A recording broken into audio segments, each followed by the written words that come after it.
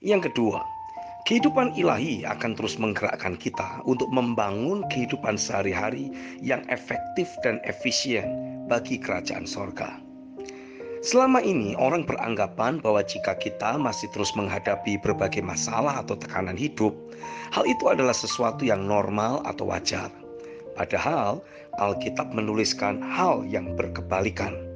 Kitab Amsal pasal yang keempat ayat yang ke-18 mencatat, tetapi jalan orang benar itu seperti cahaya fajar yang kian bertambah terang sampai rembang tengah hari.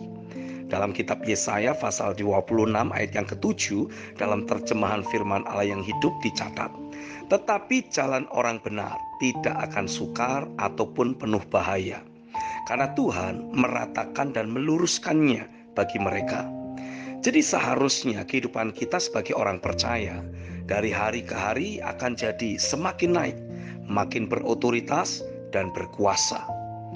Dalam kitab Ulangan pasal 28 ayat yang pertama dicatat, jika engkau baik-baik mendengarkan suara Tuhan Allahmu dan melakukan dengan setia segala perintahnya yang kusampaikan kepadamu pada hari ini, maka Tuhan Allahmu akan mengangkat engkau di atas segala bangsa di bumi. Kesimpulannya, jika orang percaya terus menjalani kehidupan sehari-hari yang begitu-begitu saja dan terus ada di bawah tekanan, artinya orang yang bersangkutan pasti tidak sedang dalam kondisi baik-baik mendengarkan suara Tuhan.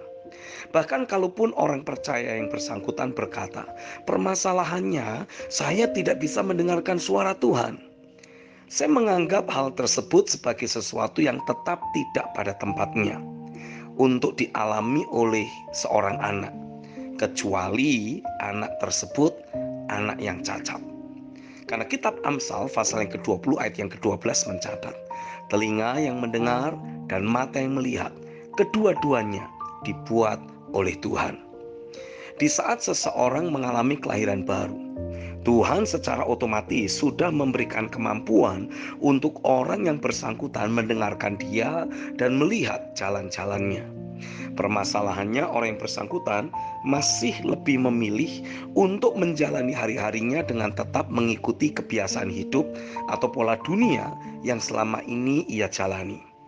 Seandainya dia belajar mengikuti dorongan di dalam batin yang ia rasakan untuk terus mengejar Tuhan, saya yakin orang yang bersangkutan akan lebih sering mendengar suara Tuhan atau menerima arahan roh yang membuat dirinya jadi memiliki kehidupan yang efektif dan efisien bagi kerajaan sorga. Adanya dorongan untuk mengejar Tuhan, ada hati yang haus dan lapar akan realita Tuhan di dalam hati orang percaya, adalah merupakan suatu program software yang tujuannya melatih orang yang bersangkutan tentang bagaimana ia dapat berinteraksi dengan realita Tuhan secara lebih mendalam. Sehingga jika ia membutuhkan bekerjanya kuasa anugerah dalam hidupnya, ia telah dilatih oleh roh untuk mengetahui bagaimana mengaktifasi kuasa anugerah.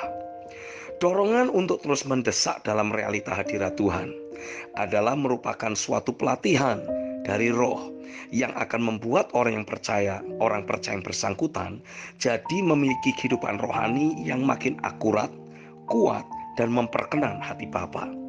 Jadi meskipun dunia ini dengan segala sistem jahat yang ada di dalamnya terus berupaya menarik kita keluar dari hadirat Tuhan, hal tersebut tidak akan pernah bisa terwujud. Di dalam diri kita ada suatu kehidupan ilahi yang menggerakkan kita untuk selalu menyingkirkan segala bentuk iming-iming yang ditawarkan oleh iblis. Saya meyakini kita diberi anugerah oleh Tuhan untuk dapat membangun kehidupan sehari-hari yang akurat, sehingga sungguh-sungguh dapat menikmati kehidupan yang bebas dari gangguan iblis. Bahkan dapat mengalami interaksi dengan banyak makhluk sorgawi, diposisikan oleh Tuhan untuk bangkit menjadi orang-orang yang berpengaruh, terpandang dan disegani atas kota, bahkan atas bangsa. Berbagai jenis kebiasaan hidup yang sia-sia dan berpotensi untuk justru menarik kita kembali ke kehidupan lama dapat dieliminasi sepenuhnya. Kehidupan ilahi dalam diri kita harus terus dibangun sampai mulai menggerakkan kita untuk membangun kebiasaan baru yang mengekspresikan firman dan prinsip kebenaran yang kita yakini. Sehingga melalui kehidupan sehari-hari kita ini akan ada manifestasi keilahian, kemuliaan, dan kuasa Tuhan yang bahkan melimpah menjamah banyak orang yang berinteraksi dengan diri kita. Roh akan memberikan instruksi tentang jenis buku apa yang wajib kita baca, jenis kebiasaan hidup yang harus kita bangun dalam kehidupan sehari-hari, jenis aktivitas dan bahkan hobi yang boleh kita jalani. Semua hanya dengan satu tujuan, agar kehidupan sehari-hari kita menjadi efektif dan efisien. Hanya ada dua jenis manusia dalam dunia ini. Manusia yang useful atau berdaya guna, atau manusia yang useless atau tidak berguna. Dan Tuhan sedang melatih serta memposisikan hidup kita untuk menjadi orang-orang yang useful. Amin.